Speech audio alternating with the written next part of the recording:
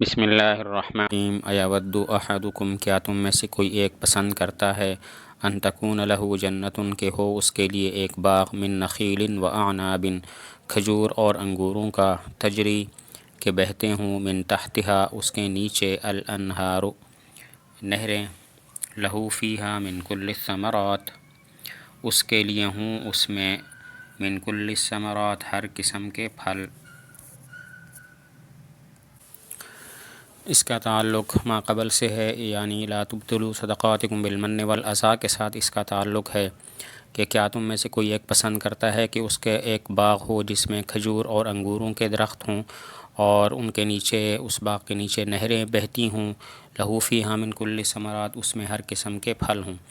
تو یہاں پر سوال یہ ہوتا ہے کہ باغ میں تو دوسرے درخت بھی ہوتے ہیں، کھجور اور انگور تو نہیں ہوتے صرف، تو پھر خاص طور پر کھجور اور انگوروں کا یہاں پر تذکرہ کیوں فرمایا؟ سوال ہوتا ہے باغ میں تو اور بھی چیزیں ہوتی ہیں، پھر خاص کر کھجوروں اور انگوروں کا یہاں پر تذکرہ کیوں ہے؟ تو جواب یہ ہے کہ چونکہ ان کے منافع کثیر ہیں اور ان کو فضیلت حاصل ہے، اسی وجہ سے خاص طور پر کھجور اور انگوروں کا تذکرہ فرمایا۔ جواب یہ ہے کہ یہ باغ میں کثرت سے ہوتے ہیں اور ان کی فضیلت بھی زیادہ ہے، اسی وجہ سے خاص طور پر انہی دو کا تذکرہ کیا گیا ہے۔ اور آگے لہو فیہا من کل ثمرات بھی اس لیے فرمایا تاکہ کوئی یہ نہ سمجھ لے کہ باغ میں صرف انگور اور کھجور کے درخت ہوتے ہیں اور کوئی پھل نہیں ہوتا، تو فرمایا لہو فیہا من کل ثمرات اس میں ہر قسم کے پھل موجود ہوں۔ وَأَصَابَهُ اور اس کو پہنچ جائے بڑھاپا، یعنی اس آدمی کا یہ باغ ہو اور وہ پھر بڑھاپے کو پہنچ جائے اور کمائی کی طاقت اس میں نہ رہے۔ وَأَصَابَهُ الْكِبَرُ اور اس کو بڑھاپا پہنچ جائے، یہ حالیہ واو ہے، واو حالیہ ہے، یعنی کہ باغ ہو اور اس کو پھر بڑھاپا بھی پہنچ جائے اور وہ کمانے کے قابل بھی نہ رہے۔ وَلَهُ ذُرِّيَّةٌ ضُعَفَاءَ اور اس کے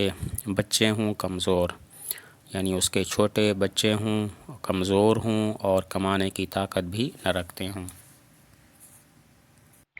فَأَصَابَهَا إِعْصَارٌ فِيهِ نَارٌ پس پہنچے اس کو ایسی آندھی کہ جس میں آگ ہو۔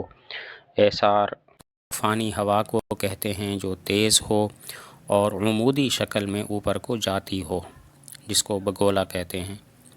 اعصار وہ تیز آندھی کہ وہ تیز طوفان جو زمین سے اوپر کو اٹھے اور عمودی شکل میں اوپر کو اٹھے، فیہ نار اس میں آگ ہو، جس کو بگولا کہتے ہیں۔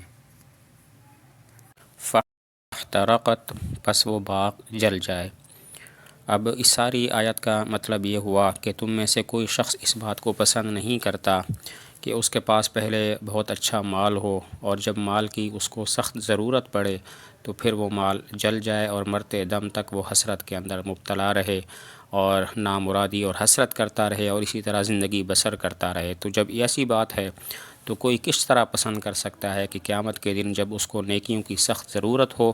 اس وقت اس کی ساری نیکیاں باطل قرار دے دی جائیں اور آخرت میں ہمیشہ کے لیے ناکام اور نامراد ہو۔ اس آیت کا مقصد یہ ہے کہ تم میں سے کوئی شخص بھی اس بات کو پسند نہیں کرتا کہ پہلے اس کے پاس عمدہ مال ہو اور جب مال کی ضرورت پڑے تو پھر وہ مال اس کا ضائع ہو جائے اور جل جائے اور پھر وہ ہمیشہ حسرت کے اندر مبتلا رہے۔ اس بات کو کوئی بھی پسند نہیں کرتا۔ تو جب یہ بات ہے تو پھر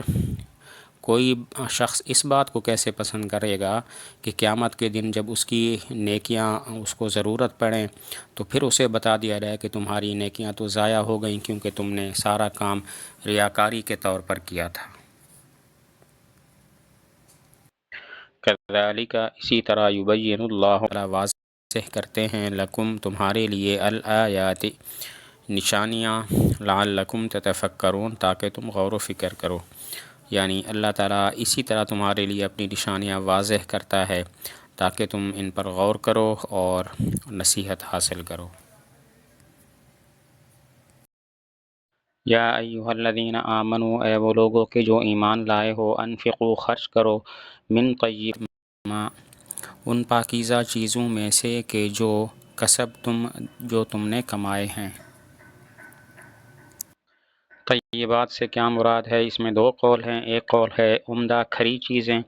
اور ایک قول ہے کہ حلال چیزیں من طیبات، طیبات سے کیا مراد ہے؟ ایک قول کے مطابق عمدہ اور کھری چیزیں، اور ایک قول کے مطابق مراد ہے حلال چیزیں۔ وَمِمَّا، ان چیزوں میں سے اخرجنا لکم، جو ہم نے تمہارے لیے نکالی، من الارض، زمین سے۔ یہاں پر بعض حضرات فرماتے ہیں کہ صدقہ نافلہ مراد ہے، یہاں پر زکوٰۃ مراد نہیں، یعنی مما اخرجنا لکم من الارض میں وجوبی صدقہ نہیں ہے بلکہ نفلی صدقہ مراد ہے، لیکن صحیح یہ ہے کہ یہ آیت بھی زکوٰۃ کے متعلق ہے، اور یہ اس بات پر دلالت کرتی ہے کہ زمین کی پیداوار کا عشر دینا بھی واجب ہے۔ بعض فرماتے ہیں مما اخرجنا لکم من الارض، اس میں زکوٰۃ مراد نہیں ہے بلکہ نفلی صدقہ مراد ہے، جبکہ صحیح قول یہ ہے کہ اس میں بھی زکوٰۃ ہی ہے، کیونکہ یہاں پر انفقو کا جو لفظ ان دونوں باتوں پر دلالت کرتا ہے، ان دونوں باتوں کے لیے ہے، تو انفقو امر وجوب کے لیے ہے، اور جو وجوب ہے وہ اس بات کا تقاضا کرتا ہے کہ زمین کی جو پیداوار ہوتی ہے اس میں عشر واجب ہے۔ ولا تیمموا، اور ارادہ نہ کرو، الخبیث منہ، ردی مال، ولا تیمموا الخبیث منہ، اور ارادہ نہ کرو ردی مال کا۔ اس کے شان نزول میں چند اقوال ہیں، بعض فرماتے ہیں کہ یہ انصار کے ایک گروہ کے متعلق یہ آیت نازل ہوئی، وہ باغوں میں جاتے تھے اور کچھ لوگ دل سے خیرات دینا نہیں چاہتے تھے، اس لیے اپنے درختوں سے چھواروں کا خوشہ توڑ کر لے آتے تھے، اور وہ خوشہ بھی کمزور گٹھلی والا ہوتا تھا، تو اس پر یہ آیت نازل ہوئی کہ ردی مال کا ارادہ مت کرو، ردی مال تم مت دو۔ ایک قول یہ ہے کہ کچھ لوگ بدترین پھل عشر میں لا کر دیتے تھے، اس پر یہ آیت نازل ہوئی ہے، اور ایک قول یہ ہے کہ حضور صلی اللہ علیہ وسلم نے فرمایا صدقہ فطر میں 1 سا چھوارے دیا کرو، تو ایک صحابی فرماتے ہیں میں کمزور چھوارے، خراب چھوارے لے کر آیا، تو اس پر یہ آیت نازل ہوئی۔ اور بعض فرماتے ہیں کہ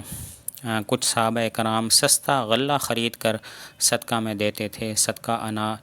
اناج جو تھا وہ سستا خرید کر صدقہ میں دیتے تھے، تو اس پر یہ آیت نازل ہوئی ولا تیمموا الخبیث منہ، کہ تم ارادہ مت کرو ردی مال کا۔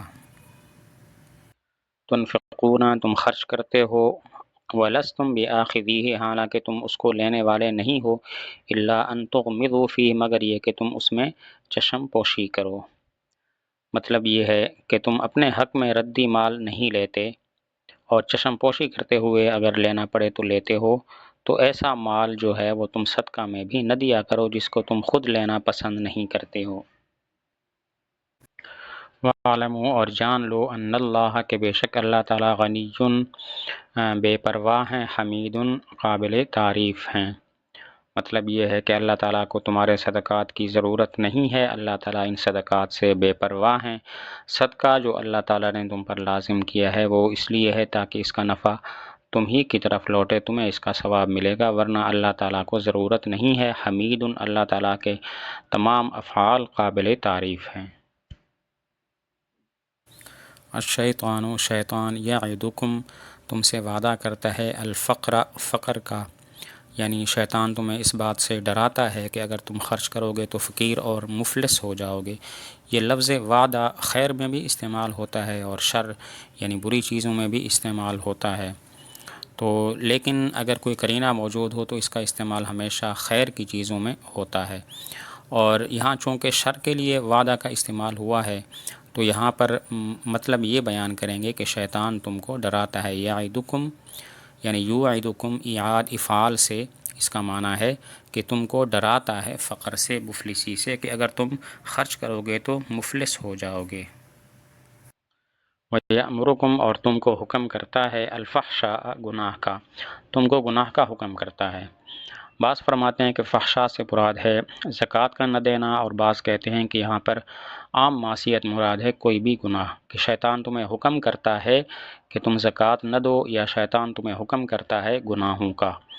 تو مفسرین فرماتے ہیں کہ جہاں بھی قرآن مجید میں فحشاء کا لفظ آیا ہے وہاں پر مراد زنا ہوتا ہے، لیکن یہاں پر زنا مراد نہیں ہے۔ واللہ یعدکم، اللہ تعالیٰ تم سے وعدہ کرتے ہیں، مغفرتاً، معافی کا، وفضلاً، اور نعم البدل کا۔ اللہ تعالیٰ تم سے وعدہ کرتے ہیں اس بات کا کہ اگر تم اللہ کے راستے میں خرچ کرو گے تو تمہارے گناہ معاف ہو جائیں گے اور تم کو اس سے بہتر بدلہ دیا جائے گا جو تم نے خرچ کیا دنیا میں یا صرف آخرت میں تم کو اس کا بدلہ دے گا۔ اللہ تعالیٰ تم سے وعدہ کرتا ہے کہ اگر تم راہ خدا میں خرچ کرو گے تو اللہ تعالیٰ تمہارے گناہوں کو معاف کر دے گا، وفضلاً اور بہتر نعم البدل دے گا، اچھا بدلہ عطا کرے گا اس دنیا میں یا صرف آخرت میں۔ واللہ اور اللہ تعالیٰ واسع وسعت والے ہیں، علیم جاننے والے ہیں۔ جو لوگ اللہ کے راستے میں خرچ کرتے ہیں اللہ تعالیٰ اپنے فضل کو ان کے لیے وسیع کرنے والے ہیں اور خوب جاننے والے ہیں۔